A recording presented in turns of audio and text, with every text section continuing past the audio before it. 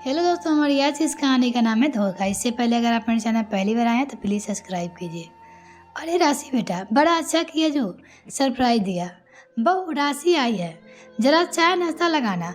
जी mummy जी, अभी लगाती हूँ। नल को देखते ही नीता के मन में गुदगुदी सी होने लगी थी। अच्छा हुआ जो कल रात विनीत ने बात हो गई कि दीदी के रहने पर मायके जा सकती हो।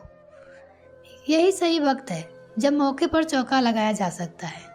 मेरे बहुलते अपने मायके घूमने आए गई है और मेरे मायके की गलियां वीरान पड़ी है। बच्चे की गर्मी की छुट्टियां चल रही है तो क्या न मैं मायके हो आयूं। यही सोचते नीता चाय नाश्ता देकर अपनी पैकिंग में लग गई।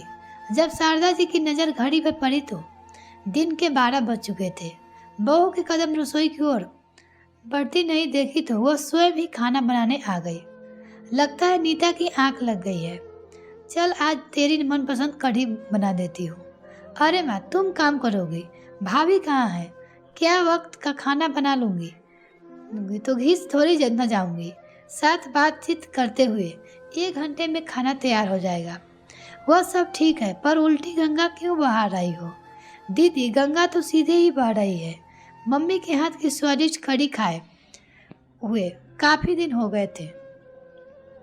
आपके साथ साथ हमें भी खाने मिल जाएगा।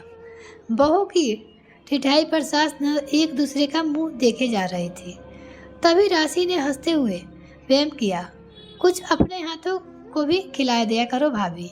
हाँ हाँ, क्यों नहीं, शाम को खिलाती हूँ। कहकर नीता मन ही मन सोचने लगी कि एक शहर में रहने के कितने फायदे हैं। जब देखो मुंह का स्वाद बदलने पहुँच जाती है। खाना खाने के बाद माँ बेटी अपनी बातों में मशगूल हो गई। कब दिन ढला कब शाम हो गई पता ही नहीं चला। तभी कटे हुए तरबूज के प्लेट के साथ नीता दाखिल हुई।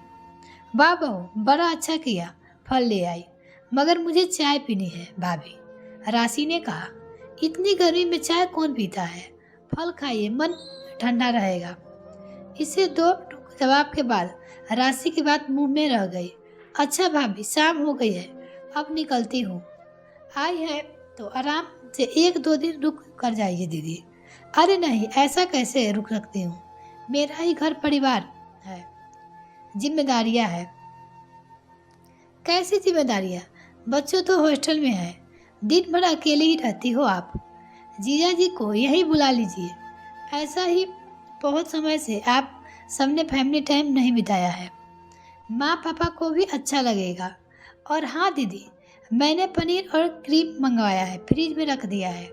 रात के खाने में मलाई कोफ्ते बना लीजिएगा। विनीता को अपने मलाई कोफ्ते बहुत पसंद आते हैं। बहू, ऐसा कैसे काम करने को बोल रही हो? राशि तुम्हारी ननद है। अरे नहीं माँ जी, मैं तो उनका सम्मान कर रही हूँ।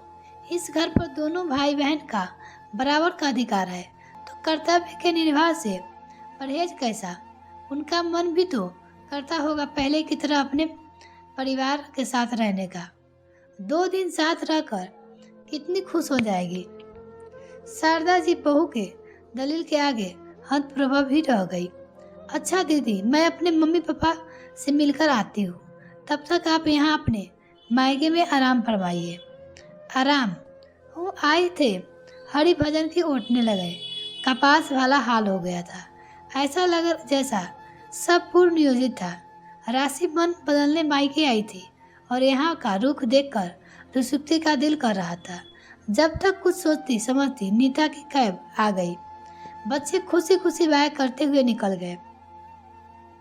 दूर जाता हुआ कैब धीरे धीरे छोटा और छोटा दिखाई देने लगा और माँ बेटी को घर का काम बड़ा और बहुत बड़ा।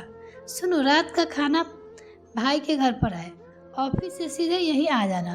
राशि ने अपने पति को फोन किया, पर तुम तो शाम को लौट आने वाली थी ना। अब वह सब छोड़ो। हाँ, लगता है पासा पलट गया। निशांत चुटकी ले रहे थे। मैं कब हार मानने वाली हूँ पतिदेव। कभी नदी पर, कभी नाव पर, कभी नाव के नदी पर। सच नंद भाभी का रिश्ता ही कुछ ऐसा है। प्यार दुलारे का तो कभी छेड़छाड़ का। अधिकार अपने हिस्से और कर्तव्य सटल कार्य की तरह दूसरे की कोर्ट में डालते हुए कभी कभार पासा पलट ही जाता है। और यह मुहावरा सच है। साबित होता नजर आता है कि तू डाल डाल के तो मैं पात पात। मिलते हैं नेक्स्ट फ्रेंड, तब तक के लिए bye. Thanks for watching this video.